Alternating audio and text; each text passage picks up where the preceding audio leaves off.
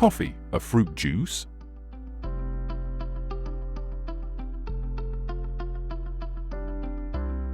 In the world of beverages, few drinks have the power to awaken, inspire, and unite people quite like coffee. It is the fuel for early mornings, the companion of late-night work sessions, and a ritual cherished by cultures worldwide. But amidst its rich aromas and bold flavors lies a curious fact: coffee, in the strictest sense, is actually a fruit juice. To understand why, we must venture beyond the steaming cup and explore the botany of the coffee plant, delve into the ancient origins of this beloved drink, and unravel the process that transforms a humble cherry into the brew that has captivated humanity for centuries. Our journey begins in the highlands of Ethiopia, where legend has it that a young goat herder named Kaldi discovered coffee's energizing effects more than 1,000 years ago. According to the tale, Kaldi noticed that his goats would dance with newfound vigor after eating the bright red berries from a certain shrub. Intrigued, he tasted the berries himself and experienced a similar burst of energy. The discovery of the coffee cherry would soon set in motion a global love affair with this caffeinated elixir.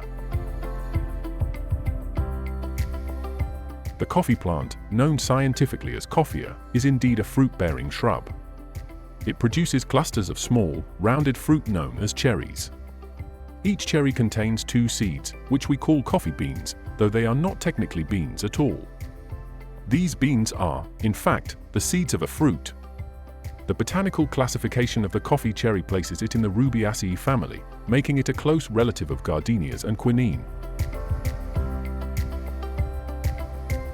As a fruit, the coffee cherry undergoes a ripening process similar to that of other fruit-bearing plants.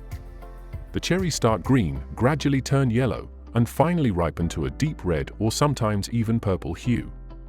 At their peak, they are sweet and juicy, with a thin outer skin and a soft, pulpy interior surrounding the seeds.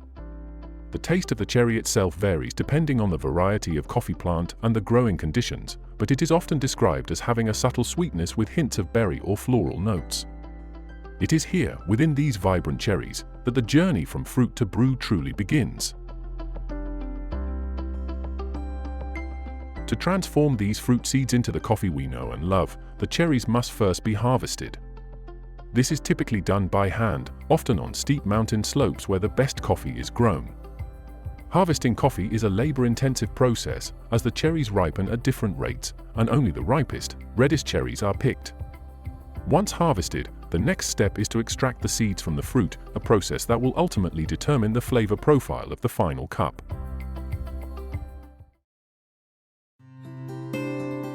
There are 2 main methods used to separate the seeds from the pulp: the dry method and the wet method.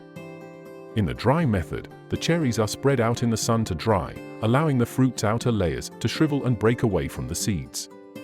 The wet method, on the other hand, involves removing the pulp from the cherries before the seeds are dried. In either case, the goal is to separate the seeds from the fruit while preserving the delicate flavors contained within. It is during this process that the seeds are exposed to the sugars and acids of the fruit, absorbing some of the subtle, complex flavors that will be released when the beans are roasted and brewed. Now, one might wonder, if coffee is technically a fruit juice, then why does it not resemble the fruit juices we commonly know, like orange or apple juice?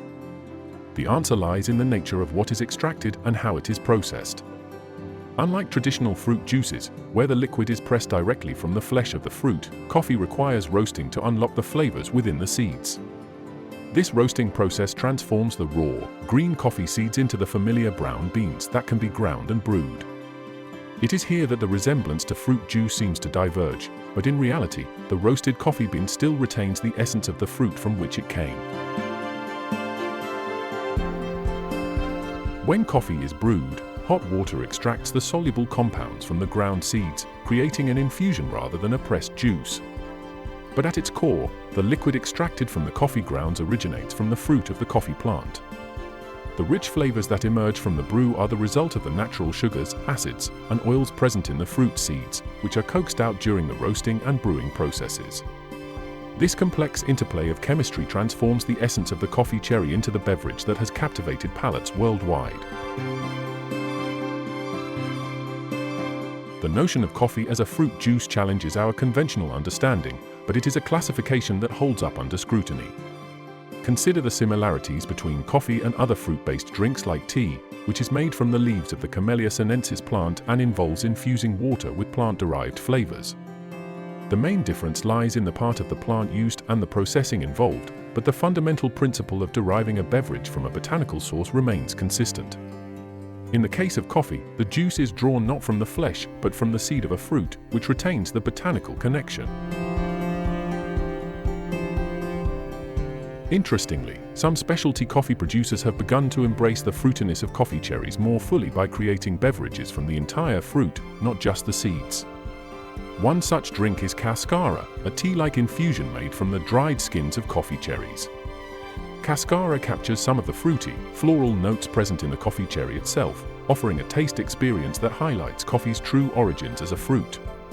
Though it is less commonly known than brewed coffee, Cascara's growing popularity reflects a renewed appreciation for the whole coffee fruit, from skin to seed.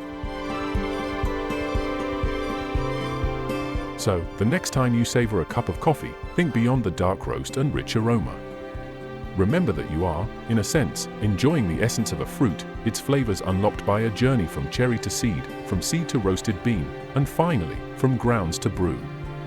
Coffee's identity as a fruit juice may not align with traditional expectations, but its roots are undeniably botanical, drawing nourishment from the soil, sun, and rain to produce a fruit that has touched the lives of millions. The history of coffee, from Kaldi's dancing goats to the modern barista's pour-over, is as much a story of agriculture as it is of alchemy. It is a narrative that celebrates the transformation of a simple fruit into a globally revered drink, an evolution that spans continents and cultures. While coffee may not be poured from the flesh of a freshly squeezed fruit, its lineage as a fruit juice is nonetheless rooted in the rich tradition of nature's bounty. And so, as you sip your morning brew, reflect on the paradox and poetry of coffee, a drink that began its life as a bright red cherry on a shrub, journeying through time and space to become the world's most beloved, and technically speaking, one of its most unconventional, fruit juices.